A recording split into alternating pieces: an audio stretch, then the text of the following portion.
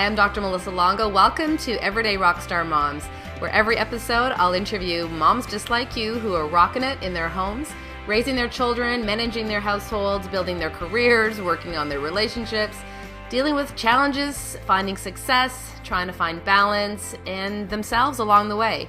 Every episode, you'll hear from women just like you of all ages and stages of motherhood, sharing their stories, life experiences, and leaving you with practical tips, ideas, and inspiration to help you rock your life.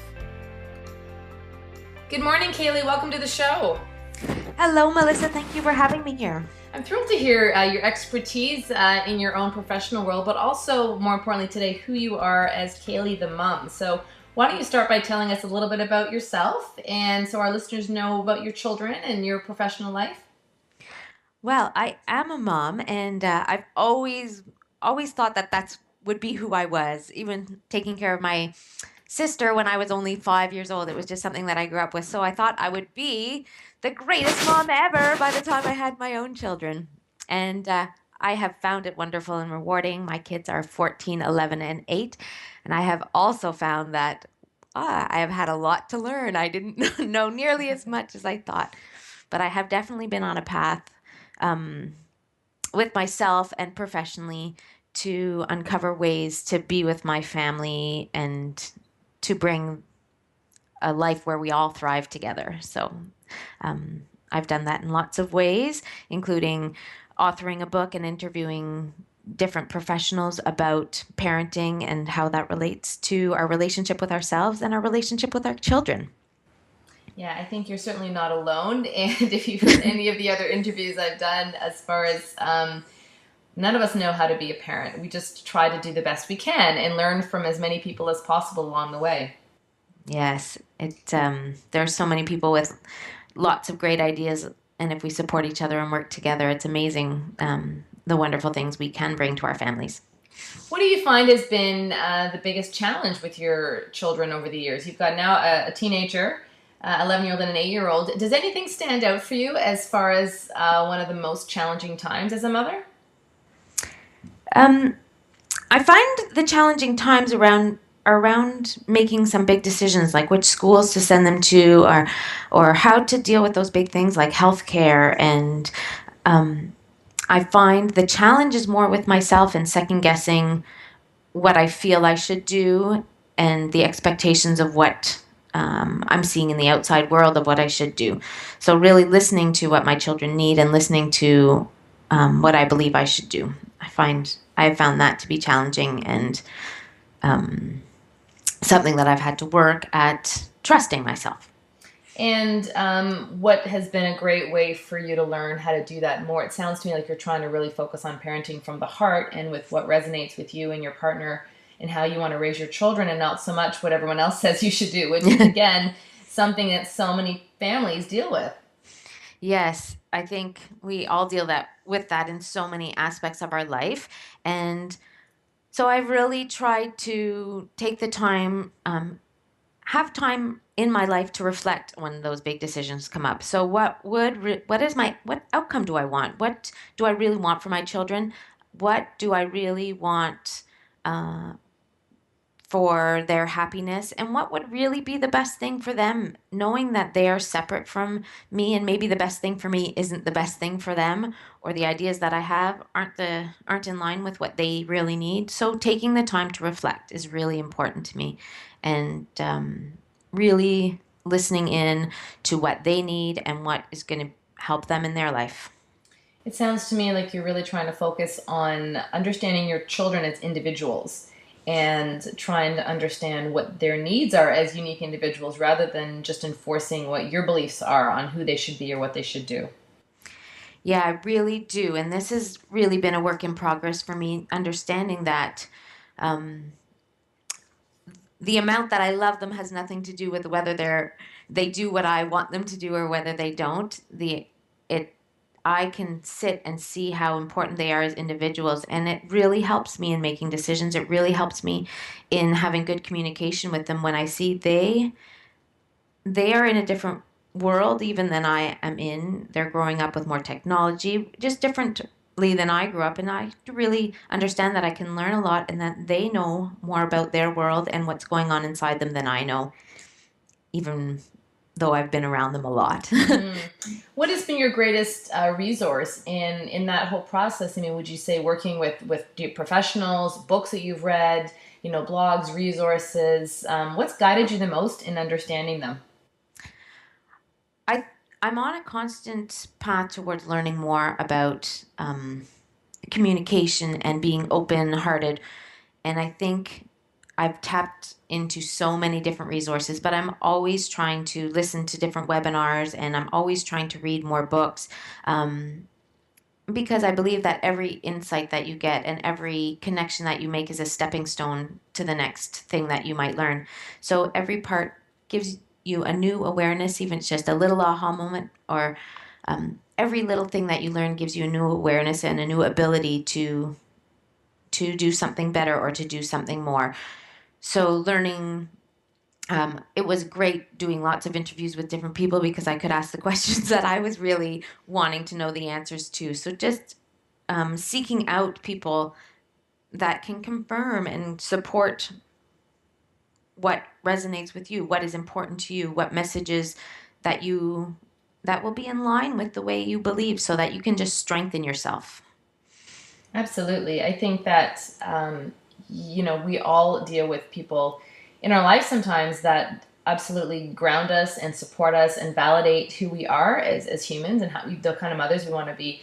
But we also have times when people challenge us, when perhaps we make a decision about where our child should school, whether it's at home, whether it's in the school system, or, what kind of food we want to feed them, or how we want to discipline them if we choose to or not. And so many families can be dealt with criticism about that. Have you ever had any instances where you've been faced with some criticism about something that you've chosen for your kids? Yes, I think that my kids were in an alternative public school in Ottawa for a long time, and this I'm this was very in line with me. I like alternatives to education. I really find it's important for our kids to be in an environment where they can explore, and so I was looking for a place where they can explore. And it just came about that the alternative school that they were in wasn't the one that was a good fit for them. And so I moved them to just the regular, really big public school in our local neighborhood, which was kind of out of line with what people thought I would want to do. And I had a lot of parents, expressing that, well, why would you change? And why would you make this decision away from alternative when that's what you believe? And I found that I found a lot of people pressing me and asking me about that. And I just, again, it was a time where I was making a decision that didn't, from the outside, look like it was lining up with my values. But I had to maintain that I trusted myself and that it was going to be a good decision for my family. And do you have, sometimes we all have guiding, books, or we have a quote, like there's things all around my house to remind me of, times how to deal with things in times of challenge. Anything that resonates with you particularly? Do you have a favorite quote or anything that really grounds you or inspires you for the kind of parent you want to be? I really, I don't know if I have a quote, but I really love challenges. And so when I'm faced with a challenge, I think I really try to make sure that I'm seeing it as a positive thing, because every time I'm challenged, or every time there's struggle or an upset or something that comes, I really look at it as a gift. And I think that that's the next thing to propel you forward, to move you closer. And it gives you the idea of anytime you're faced with something that you don't want, it allows you to see what you do want. So I like to look at those challenges and always see them as the information I need to move closer to what I want and to move more towards happiness. Absolutely. Now, you mentioned earlier, that you always wanted to be a mom, nurturing your sister and when you were a young child. Are there any other defining moments in your life? I mean, I always think that who we are as women profoundly affects the kind of mothers that we are, right? So are there any memories or instances you've had in your life that you feel really created an impact with the kind of mother you are? I definitely, I think that it's just that nurturing quality that I have. I think that definitely being with my sister, and she was really ill when she was young, and she needed that caring. So that was a really pivotal moment that really showed me that I have the strength to really be caring and be calm in a way that I can be there for another person. So I think that's so important that we're able to get into a calm space, and so we can really see what's needed of us. And that also, came up for me lots of times. I guess one moment in my mothering was when I was not so shining, and I could even see myself getting more frustrated and more um, just acting in a way that I didn't think was the most caring with my children, like getting frustrated often with them and having high expectations of them. And that was a pivotal moment for me because I could look back and say, I didn't want to be like that. And again, trying to find that place that I had younger where I could be centered and I could care for myself enough in order to be the parent I wanted. And that moment when I kind of saw myself being unreasonable was a real shift for me back into no, I need to change and I so that I can be the mom I want to, so that I can be the person who I know I am already. Yeah, I would have to agree with you on the importance of challenges in our lives, because truly, in situations like that where you get to see maybe a part of yourself, and kids are the best at doing this for us or giving us these opportunities because you realize, oh, I'm not as patient as I thought I was, or maybe I need to be a little bit more compassionate in this situation or understanding, or and for me, as my children have gotten older, the roles I have to play in their life just continues to change. Mm-hmm. But you learn so much about yourself. And something that you just said to yourself there is taking care of yourself. Can you chat a little bit more about why you found that was so important for you and something that you feel is important for other moms? Yes, I think there's a few different aspects because I think we are given the message that self care is really important, and I do believe it is important. We're also given the message that you need to go out and do a lot of things in order to have that self care. You need to go out with your friends. You need to go exercising. You need to do um, all these things, and I think sometimes that adds a pressure onto people. I've really found that the balance or the self care is from knowing yourself. So you're trying to balance your internal self with every other expectation in the world, and so putting health, which is important, exercise, children, family, all those things are so important, but they're all outside of yourself. So you're balancing all those things against what is inside yourself. And all you need to do to find that balance is just connect with yourself a few minutes a day in some way. And as you do that every day, devoting, that time to yourself to tell yourself you are important, uh, when you're able to do that, the other things are going to come into balance. Like you're going to want to eat more healthy. You're going to realize how important it is to spend time with your partner. You're going to have the energy to spend with your children and the desire to eat well and exercise and take care of your health. So I think understanding that self care means caring about yourself, telling yourself that you love yourself, knowing that you're important. So it's not taking care of yourself, it's caring for yourself. That's a great way of looking at it that I completely agree with, and it's not something that's come up yet on the show. So thanks for sharing that with us. So for you, are you suggesting then more specifically parents take the time to meditate or to journal or to do something more introspective to kind of to connect and make sure that they're loving who they are in themselves? Yeah, and I think there's so many different ways you can do it. I have personal practices every day, and they actually don't look the same every day because I judge on what I kind of feel, what feels the best to me that day. But I do think something introspective, reflective, like journaling or meditating, um, and even breathing, just taking 1 minute to do deep breaths and focus on your heart area just to feel that essence of yourself, that loving place in yourself. um, to take time to just have even some affirmations where you're a couple minutes a day just with yourself, affirming that this is who you are and that you're okay being at peace with yourself. So, yeah, reflection. And I don't think it takes long, but I do think it is an important way to know yourself and to connect with yourself. And so many times moms are very hard on themselves and they do the exact opposite, right? As much as we do, sometimes we still think that we're not doing enough or we question our decisions or judgments. So that's a great reminder for all of us to be kinder to ourselves and to take care of our own heart.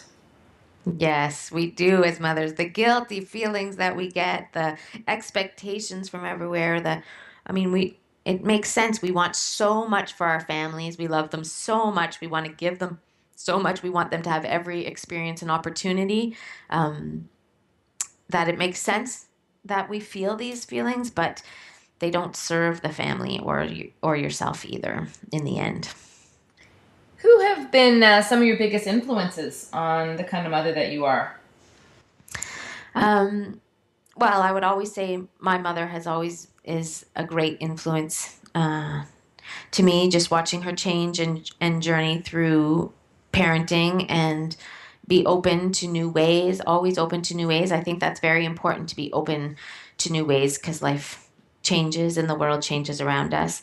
And I've read some wonderful books and some parenting authors, which I've loved Gordon Neufeld, Alfie Kohn. Oh, I mean, the list is really goes on. Carol Tuttle. I've read a lot, and those books have always been very helpful. Just conscious parenting and parenting from a loving heart, as well as all the personal growth I've done.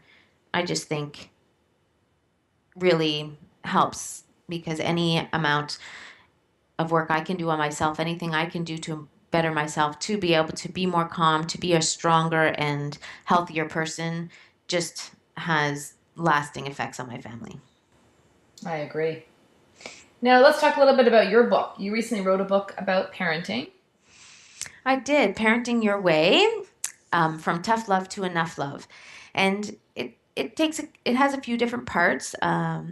The idea was to be a real book of support. So in interviewing different people, I got stories from them, but they weren't advice, but they were stories of things that worked for them so that they could be supportive to other people. And the book talks in two parts, one about knowing yourself and a personal journey and what you can do to really strengthen yourself so you can be there for your family. And the second part is how to be there with your family in open communication and connect with your family and building long lasting relationships and some ideas of how you can make that work in your family. The book also has a companion workbook, so just some ways that you can reflect and really bring these things into your life with your family. Did you find it difficult to make time to write, being the mother of three, or what's your work schedule? How does that look for you? I did find that I had to schedule it in because or else it would just be the last thing on the list and would never get done. And that happened for a while. It really helped me to have a schedule. It really helped me to do the interviews because that was a structure that needed to be set up. And so structure was important for me. And then I would just allot a time every day to write a little bit in the morning so that it was continuing to get on. But deadlines and appointments were really good to have some kind of a schedule to get it done. And so nowadays, so you're getting the word out about your book and your mothering. And what other kinds of things are you doing to nurture you? What brings Kaeli joy? Well, the summertime. I love the summertime. So it's been a really joyful summer. I have a little dock at the end of my street, even though I live in the middle of a downtown. And I go there every morning and watch the ducks and do some yoga or do some meditating, and just sitting on the river is really lights me up and gets my day going really well, and just it brings me so much joy to be enjoying the summer nature, the sunshine, and then and being at home with my kids, and I have a few other kids that I'm taking care of this summer. It's just enjoying those swimming, laughing, playing, especially with kids because they're so much fun and they love the summer too, and they just want to play. And so, yeah. And then they force you to be a kid again yourself in some ways. They do. And camping, I would say we've been camping and just being in that nature and just enjoying that. Every moment is full of abundance and glory. So yeah, that's what I've been enjoying lately. Has motherhood been what you expected it would be? No, not at all. Not at all.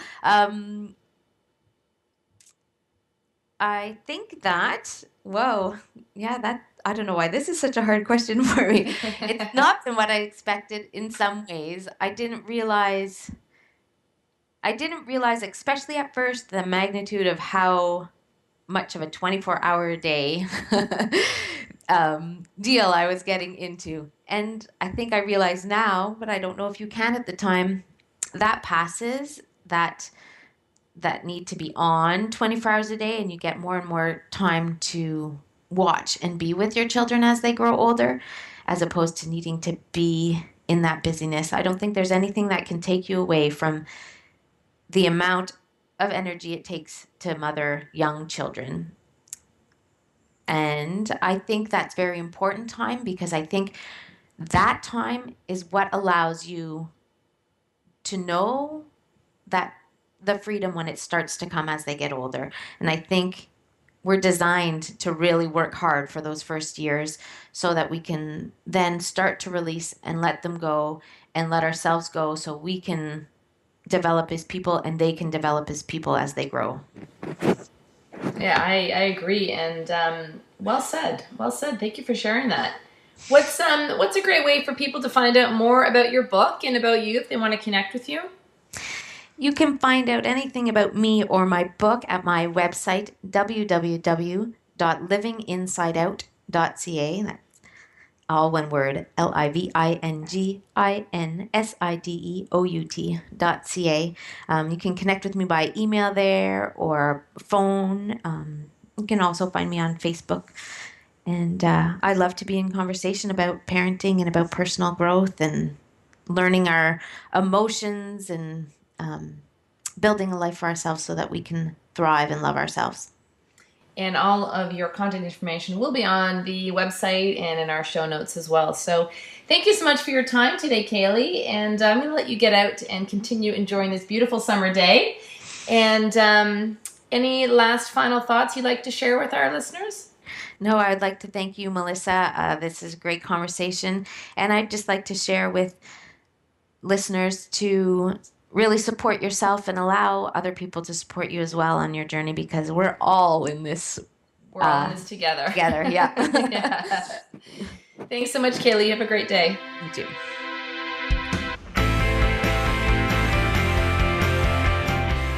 There you have it. A great story today from a mom who rocks. I hope you enjoyed today's show. Be sure to head on over to iTunes and subscribe to the podcast so that you don't miss out on any future episodes. When you do that, I'll be sending you a copy of my top 10 tips for moms. These are some of my personal practical strategies I believe that as women we can all benefit from and help us be emotionally and physically as healthy as we can be.